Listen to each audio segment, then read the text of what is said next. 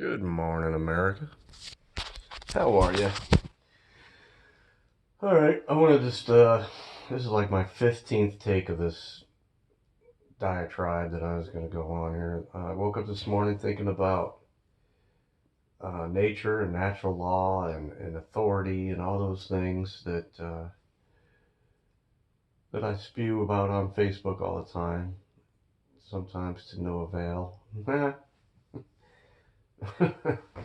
Sometimes it works, sometimes people get it, sometimes people display some cognitive dissonance and then they can't listen and they won't listen and they can't get past their indoctrination. And I understand because I was there. But so what I want to talk about is the word authority. Authority is a dynamic word. It could be used in different ways, in different contexts, and applied differently in different definitions. But let's go over a couple of definitions real quick. Authority can be looked at as someone who is an authority in their field, an expert. They're so authoritative. I don't know the word. They're so expert in their field that they can even teach those things. So, like, or they can really display an expertise in that field. So, say LeBron James is an authority in basketball because he's an expert. He's arguably the best player ever. So he's definitely an authority on playing basketball. And then you could have a coach who is an authority on teaching basketball.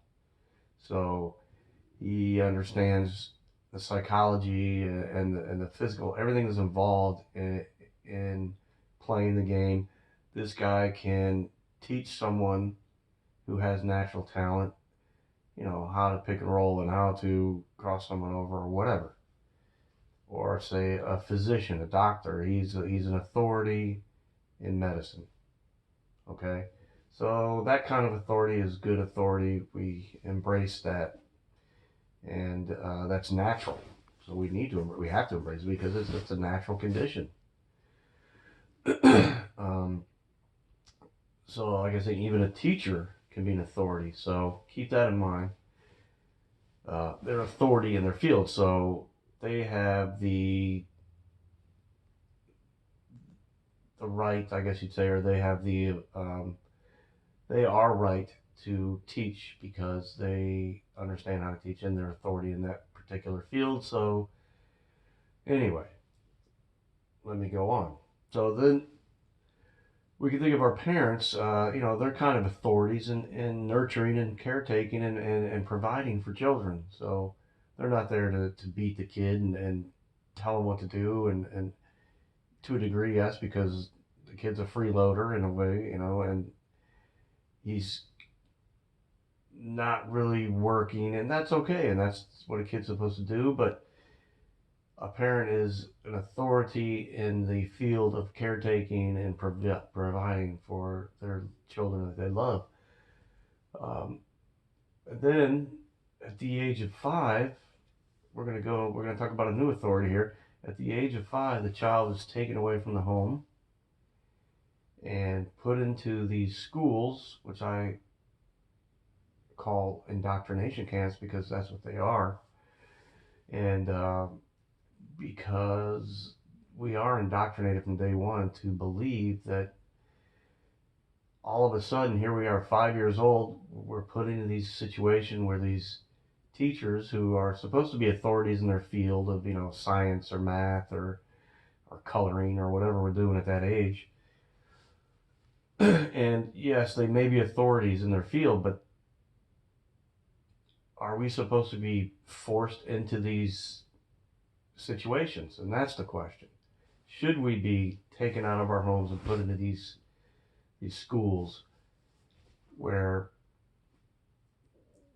we are indoctrinated to believe in the authority of people to make the rules for us? Now we're gonna go ahead and just dismiss the idea that they're authorities in their field because that's fine, and I admit that they are. Some of them, some of them are just whatever.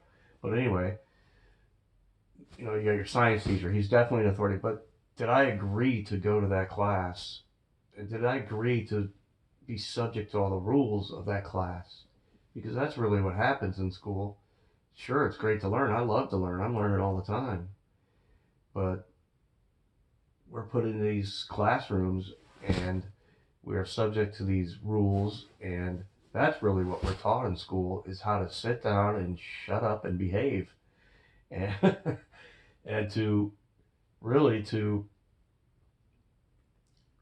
learn how to be obedient to authority. That's what we're taught in schools for 12 years or 13 or 14 years. And what we're taught there is that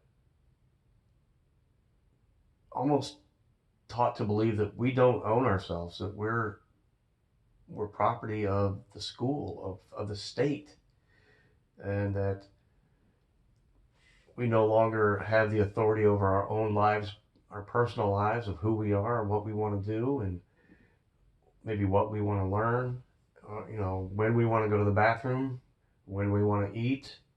We're subject to becoming these indoctrinated collective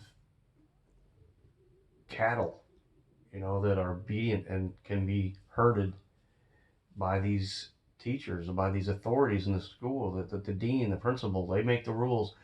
The teachers are just there to teach, but we're still subject to their rules too in their classroom.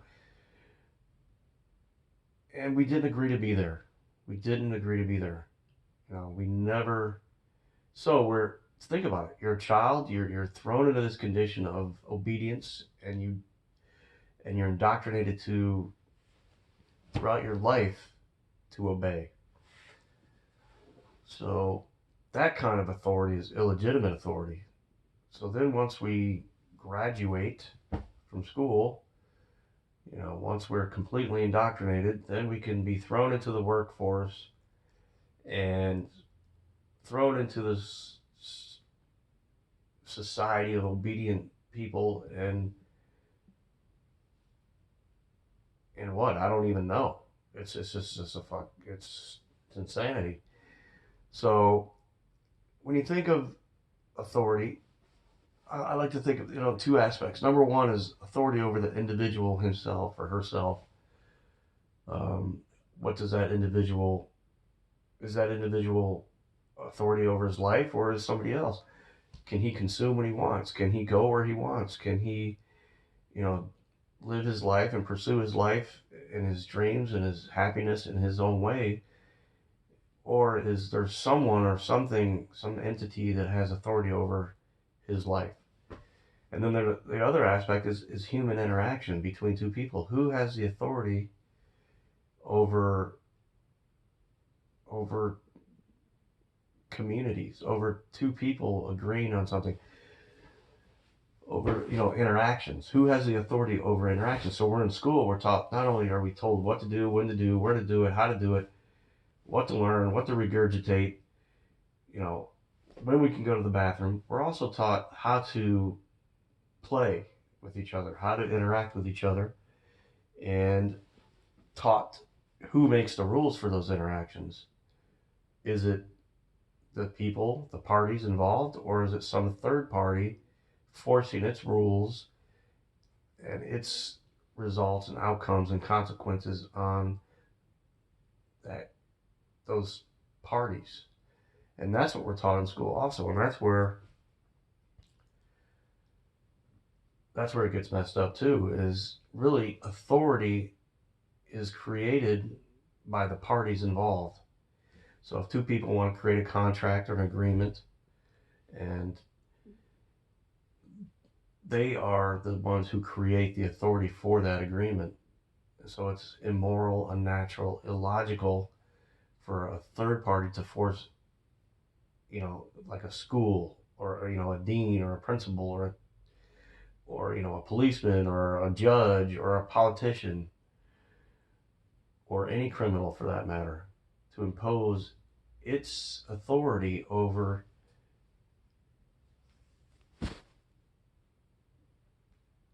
human interaction, over what should be voluntary agreements between parties who consent to the contract or the agreement.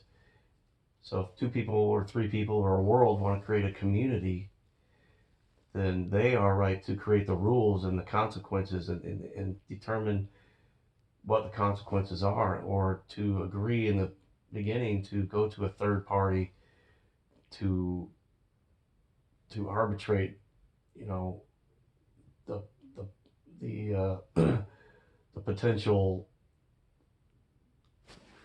contractual disagreement where somebody doesn't someone one of the contracting parties doesn't follow through with his part of the agreement. Then there's already been, you should determine initially that there will be a third party you could go to, but there shouldn't be a third party forcing its rules initially on you, saying, hey, this is how it goes. I'm going to make the rules for this agreement. It's not going to be an agreement. It's going to be me making the rules. And if you guys want to get into some kind of a agreement, I'll determine the rules, and I'll determine the consequences for anything that goes awry. So I hope I explained that right. I know I'm trying to kind of move along quickly, but authority of the individual is the individual, and authority over two individuals is the two individuals creating that authority. I hope that makes sense. Have a good morning.